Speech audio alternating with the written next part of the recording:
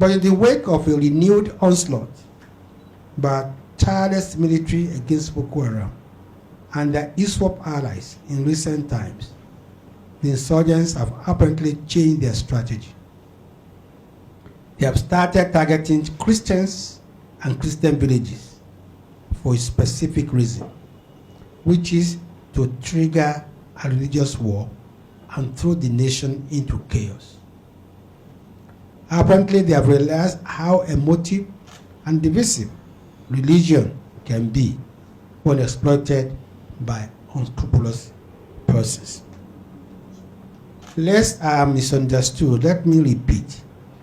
The insurgents who delude themselves as Muslims, whereas they are nothing more than bloodthirsty, rapacious killers who subscribe to no religion, have recently started targeting Christians with a view to sowing the seed of confusion and discord between the two great religions.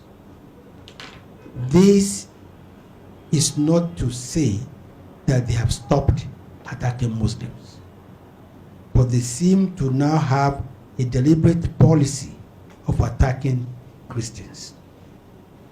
The attack on a Christian village, Korangulume,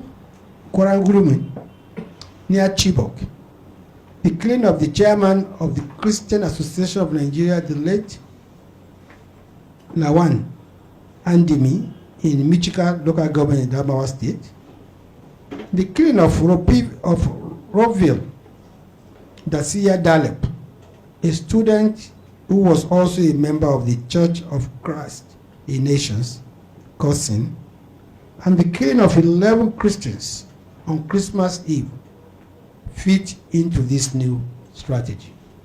It's okay. That's Alhaji Lai Mohammed, former Minister of Information and Culture under Muhammadu Buhari. And something is very clear now we can say. Maybe Muhammadu Buhari's government was more sincere with the actual situation of things, even though they were clueless or their hands were tied to have been able to deal with the situation. Again, because it has inclination around him. Muhammadu Buhari himself was an extremist, very, very fanatic one for that matter. And then, of course, he was a sympathizer to all of these guys. Of course, one of the wars that was happening in the wars, one of the wars, again, I think we've made that very clear that there are several wars happening so that you don't get deceived or manipulated. So whatever was happening, right, one of those wars were a remnant or a wreckage of the political strategy that they have employed prior to 2015 before they took over government. So, of course, he knew what was happening. Sincerity of purpose. Even if he was clueless, he was handicapped, or he was complacent and became complicit in dealing with the problem, Of course, but you see this Tinubu government is a propagandist government, a government of lies and manipulation. They are considering everything. There are several photos, several videos, several visitations, several speeches, written, audio, video that are in the public space to confirm that the killings of Christians or the buying of Christians in Nigeria has been consistent for a long time. That part of a militia in that war in the north of Nigeria, one of the strongholds of the militia is to exterminate Christians. You can't deny that. That's Alhaji Lai Mohammed confirmed. What else do you want to hear? So assuming, for example, that you don't agree with me, I don't like Tinubu, I'm not an APC guy, blah, blah, blah, blah, blah. Lai Mohammed, is he also, okay, he lies for a living. And deny it now. Prove it. Again, if we really want to have salvation and redemption, we must own up to the truth. We must agree to say, oh, this is the gospel truth. At that point, we can begin to have some level of salvation. Dribbling around, lying, deception, or living in delusion will not change, will not help us. Christians in Nigeria are not safe. They deserve protection. I can also tell people that are not safe. Women and children are not safe. Young people are not safe.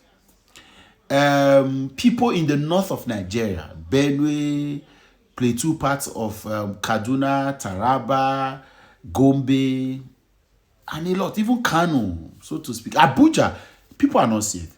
But in all of this, you see the people have got very vulnerable people. Christians in the north of Nigeria are also a set of the vulnerable people that can be attacked or that can be killed. I'm not sure anybody with his sense will argue that. So what should government do? Stop replying. Get to work. Protect them.